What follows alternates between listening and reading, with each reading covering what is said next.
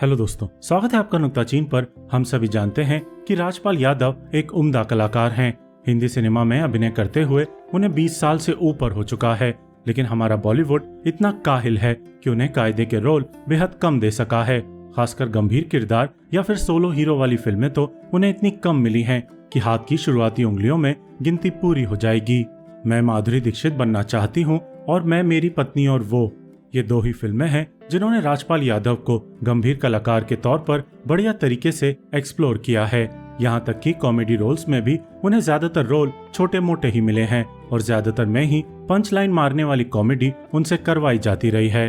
हाल ही में आई भूल भुलैया 2 में उन्हें देखकर अच्छा जरूर लगता है, क्योंकि सालों बाद उन्हें स्क्रीन पर देखकर दिल खुश होता है।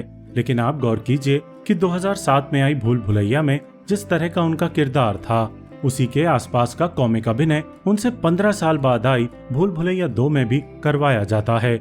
यानी कि उनकी बतौर एक एक्टर जो ग्रोथ होनी चाहिए थी वो वैसी नहीं हुई जो कई दूसरे सपोर्टिंग या कैरेक्टर एक्टर्स की हमने देखी हुई है, फिर चाहे वो परेश रावल हो, पंकज त्रिपाठी हो या फिर गजराज राव हो।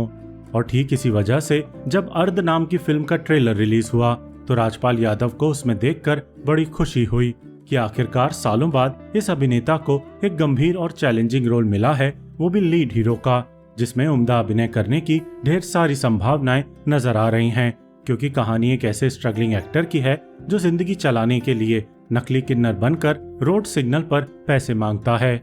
लेकिन बहुत दुख की बात है कि जब ये फिल्म ZEE5 पर देखी तो केवल निराशा ही निराशा हाथ लगी। इसका डायरेक्शन एकदम आउटडेटेड है और स्क्रीन प्ले ऐसा बासी है जैसे किसी ने 20 साल पहले लिखकर कहीं छुपा दिया हो और निर्देशक पलाश मुछाल ने उसे झाड़ पहुंच के आज के दर्शकों के माथे पर मार दिया हो। कहने का मतलब है कि एक आम आदमी की जिंदगी के संघर्षों को दिखाने का जो सलीका होना चाहिए था वो निर्देशक के पास नहीं था। बस ढेर सारे डिसजॉइंटेड सीन्स थे जो न कहानी को आगे बढ़ाते थे न उनका कोई खास मोटिव था। किन्नरों के बीच नकली किन्नर बनकर रहना कोई आसान काम नहीं है, लेकिन स्क्रिप्ट इस सब प्लॉट को एक्सप्लोर तक करने की जहमत नहीं उठाती कि आखिर कैसे एक नकली किन्नर किन्नरों के बने बनाए क्लोज्ड सिस्टम में एंट्री पा गया और उनके साथ ही सिग्नल पर पैसे भी कमाता रहा। एक एक्टर की स्ट्रगल को भी जिस तरह दिखाया है वो बेहद सतही और आउटडेटेड है। भले ही नेपोटिज्म का जिक्र क्यों न किया हो और सलमान खान को मिमिक क्यों न किया हो, लेकिन ना तो ये फिल्म नेपोटिज्म के खिलाफ बहादुरी से खड़ी हो पाई और ना ही एक आउटसाइडर के फिल्म इंडस्ट्री के संघर्षों को काबिल तरीके से दिखा ही पाई। राजपाल यादव को देखकर जरूर अच्छा लगता है, क्योंकि वे बेहद गंभीरता से अपने किरदार को ओढ़ते हैं और किरदार की हताशा, उसके गम और छोटी सी उम्मीद मिलने पर पैदा होने वाली खुशी को बेहतरीन अंदाज में अभिनीत करते हैं। जिन दृश्यों में वे पैसे कमाने के लिए छोटे मोटे काम करते हैं उन दृश्यों में भी वे इतने ऑथेंटिक लगते हैं जैसे वे सच में वो काम कर रहे हों, फिर चाहे वो मूर्तियां रंगने का काम हो या कचरे के डब्बे को साफ करने का। ये गजब का समर्पण कम ही एक्टर्स में देखने को मिलता है, लेकिन जब किरदार ही अधपका लिखा जाए तो उन जैसा बढ़िया एक्टर भी क्या ही कर सकता है।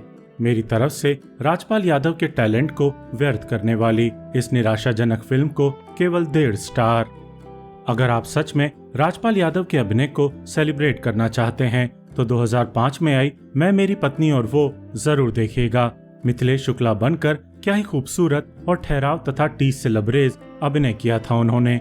इस फिल्म में मोहित चौहान का एक बेमिसाल गीत भी था, गुंचा कोई मेरे नाम कर दिया, और फिर छोटे बाबू नाम के किरदार के कॉम्प्लेक्सेस को सटीकता से पकड़ने वाले राजपाल यादव तो थे ही। रिव्यू देखने का बहुत बहुत शुक्रिया।